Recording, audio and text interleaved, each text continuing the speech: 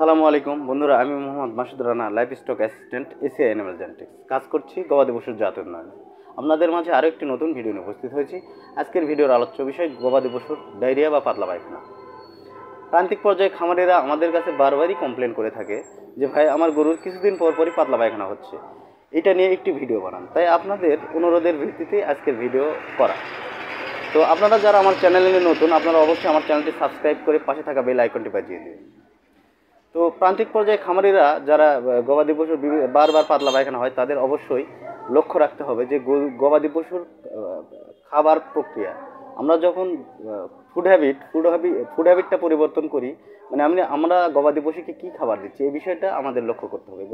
মূলত পাতলা পায়খানা 5টি কারণে হয়ে থাকে। একটি হচ্ছে খাদ্যাভ্যাস, 2 নম্বর হচ্ছে ভাইরাস, 3 নম্বর হচ্ছে ব্যাকটেরিয়া, 4 নম্বর হচ্ছে প্রোটোজোয়া এবং একটা লিভার ডিসফাংশন। তো এই মূলত এই 5টি কারণে পাতলা পায়খানা হয়ে থাকে। তো বেশিরভাগ ক্ষেত্রে আমরা দেখতে পাই এই সবগুলো কারণের ভিতর অন্যতম কারণ হচ্ছে খাদ্যাভ্যাস। একটি গবাদি প্রাণীকে যখন তার রেগুলার খাবারের বাইরে আমরা অতিরিক্ত অন্য কিছু খাই, গ্রাম বাংলায় দেখা যায় যে গ্রামের মানুষ আমরা মূলত গবাদি পশুকে মানুষের খাবার খাওয়াতে অভ্যস্ত। আমরা যখন একটি গবাদি প্রাণীকে মানুষের খাবার দিব, মানুষের স্টোমাক আর গবাদি পশুর স্টোমাক এক না, এই বিষয়টা আমরা যারা খামারি আছি আমাদের মাথায় রাখতে হবে যে মানুষের স্টোমাকে যে খাবার হজম খুব দ্রুত হয়, আর গবাদি পশুর রুমেনে সেই খাবারটি অত দ্রুত হজম হয় না, এবং এখানে কিছু কার্যকলাপের হেরফের আছে। তাই আমরা মানুষের খাবার অবশ্যই গবাদি পশুকে দিব না। এক্ষেত্রে আমরা ভাত, ভাতের মার, এই সকল খাবার অ্যাভয়েড করব। আমরা অবশ্যই ব্রয়লার বা পোলট্রি মুরগির ফিড যারা দিয়ে থাকেন তারাও এই সকল খাবার অ্যাভয়েড করবেন। আপনারা অবশ্যই ব্যায়াম দিবেন না গরুকে। গরুর যে রেগুলার খাবার সেগুলো দিবেন, ভুসি দিবেন, খোল দিবেন, কিছু কোম্পানির প্রতিষ্ঠিত ফিড দিতে পারেন। তো এই খাদ্য অভ্যাসের জন্য বেশিরভাগ ক্ষেত্রে দেখা যায় গরুর পাতলা পায়খানা লেগেই থাকে। আমরা অনেক ক্ষেত্রে দেখা যায় যে অনেক দিনের ফাঙ্গাস দ্বারা আক্রান্ত খাবার যখন গরুকে সরবরাহ করি, এই গরুতে আগের থেকেই ফাঙ্গাস আক্রান্ত আছে, এই খাবারটিতে যখন গবাদি পশু গ্রহণ করে খাদ্য হিসেবে, তার পেটের গবাদি পশু তো আর বোঝে না তার জন্য কোনটা ক্ষতিকর কোনটা ভালো। আমরা মানুষ যেমন বুঝে তারপর খাই, কিন্তু গবাদি পশু তাদের নাকে স্মেল আসে, এর মাধ্যমে তারা খায়। কিন্তু এটা যে ফাঙ্গাসে আক্রান্ত এটা তারা বোঝে না, তারা তখন খেয়ে ফেলে। পরবর্তীতে পেটের ভিতর তাদের বিভিন্ন রকম ফাংশনাল ডিসঅর্ডার শুরু হয়ে যায়, স্বাভাবিক ফাংশন কাজ করে না, সেক্ষেত্রে তাদের পাতলা পায়খানা হয়। তাই আমরা অবশ্যই গবাদি পশুকে স্বাস্থ্যসম্মত খাবার দেব, এবং যে সকল খাবার মানুষের খাবার, এই সকল খাবার আমরা গবাদি পশুকে দেওয়া থেকে বিরত থাকবো। আর এক ক্ষেত্রে দেখা যায় অনেক খামারের কমপ্লেন যে ভাই, আমি মানে খারাপ কোনো কিছুই খাওয়াই না, তারপরও আমার গবাদি পশুর কেন আসলে পাতলা পায়খানা হচ্ছে।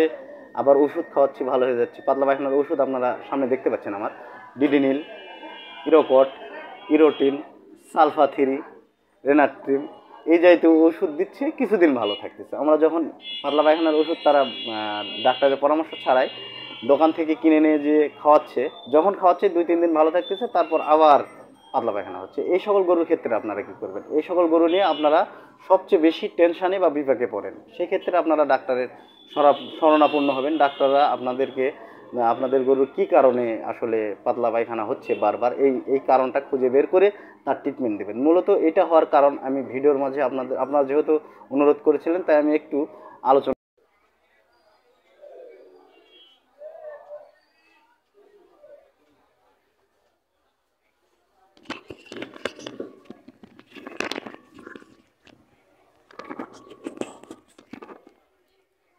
তো লিভারাল ডিসফাংশন জনিত কারণে যে সকল গবাদি পশুর পাতলা পায়খানা হয়, সেক্ষেত্রে আপনাদের একটি বিষয় মাথায় রাখতে হবে। আপনারা যখন ওষুধ প্রয়োগ করবেন বারবারই এই পাতলা পায়খানা ভালো হবে আবার ফিরে আসবে, ভালো হবে আবার ফিরে আসবে। এটা মূলত লিভার ফ্লোকের কারণে হয়ে থাকে। তো লিভার ফ্লোক একটি মারাত্মক রোগ গবাদি পশুর ক্ষেত্রে। যে আমরা গবাদি পশুকে যেই খাবারটা খেতে দিই, এই খাবার থেকে তার যেটুকু শক্তি সঞ্চার হয়, এই শক্তিগুলো তার কলিজায় থেকে যে রক্তগুলো চুষে খায়, এবং এখানে একটা ক্ষত তৈরি করে, এবং এই ক্ষত থেকে গবাদি পশুর পাতলা পায়খানার সৃষ্টি হয়। তাই আমরা লিভার ফ্লোকের ট্রিটমেন্ট দেওয়ার পর যদি একটি ভালো মানের লিভার টনিক দিই, পরবর্তীতে এটা দ্রুত রিকভারি করে, এবং আপনি যখন এই পাতলা পায়খানাটি যখন একবার ভালো হয়, এটা আর বারবার ফিরে আসে না। তাই আমরা অবশ্যই যখন পাতলা পায়খানা হবে এটাকে কম গুরুত্ব দিয়ে অথবা গুরুত্ব না দিয়ে ডাক্তার না ডেকে নিজেরা ট্রিটমেন্ট করব না। সাধারণ ট্রিটমেন্ট নিজেরা করার পর যদি এটা আবার বারবার ফিরে আসে, অবশ্যই আপনাদের প্রতি আমার অনুরোধ আপনারা একজন ডাক্তার দিয়ে দেখিয়ে তারপর ট্রিটমেন্ট করাবেন। কারণ লিভার ফ্লুক এতটাই ক্ষতিকর যে আপনারা গবাদি পশুকে ঠিকমতো খাদ্য খাওয়াবেন কিন্তু তারপরেও তার গ্রোথ ঠিকমতো হবে না, দিন দিন বেড়ে যাবে এবং রক্ত স্বল্পতা দেখা দেবে শরীরে।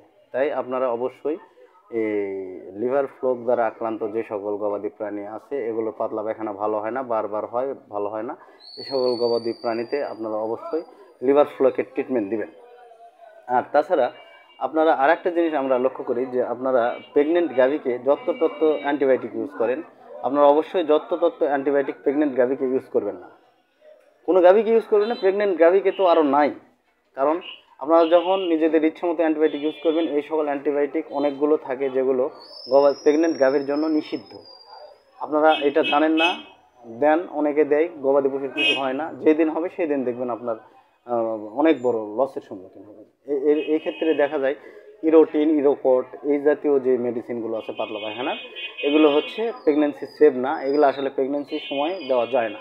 আপনারা সালফা-3 দিতে পারেন ডিডিনিল, এই জাতীয় ওষুধ আপনারা ডাক্তারের পরামর্শ অনুযায়ী অবশ্যই আপনার প্রেগনেন্ট গাভীকে ব্যবহার করবেন। ধন্যবাদ আমার ভিডিওটি যারা শেষ পর্যন্ত দেখলেন।